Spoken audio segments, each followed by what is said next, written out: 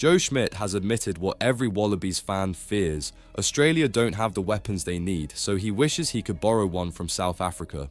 Ahead of the clash with the All Blacks at Eden Park, Schmidt named Keenan Moody as the Springbok he'd love to have in gold, a shocking admission that screams desperation. This comes just weeks after the All Blacks were humiliated 43-10 in Wellington, their heaviest defeat in history, a result that left New Zealand ridiculed worldwide. But Schmidt insists Robertson's men aren't as bad as people think.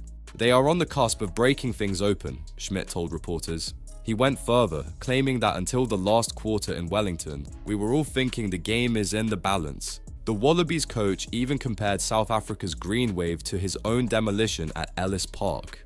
South Africa did it to us. They just did it to us at the other end of the game. We couldn't believe the first 18 minutes in Ellis Park. We were 22-0 down and wondering how to stop this green wave, and they won the first 4 balls in the air against us. And that's where Schmidt let slip his true envy. We don't have the same people. If we could borrow Keenan Moody maybe, some of his aerial stuff was just freakish. I coach the likes of Caleb Clark, he is freakish in the air, particularly above his head. You have got to get a very high to get over him, and so they didn't quite have him ready to go, so that's probably disappointing for us, but I would be a big fan of Caleb's, so it's great to see him back in the test arena.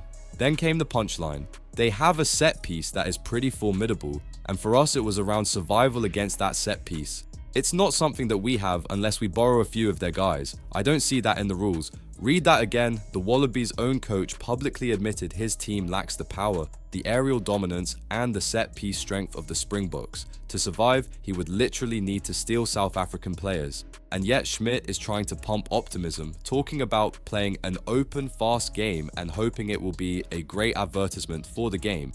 But when you start your press conference fantasizing about borrowing a Springbok, how much belief does that really inspire?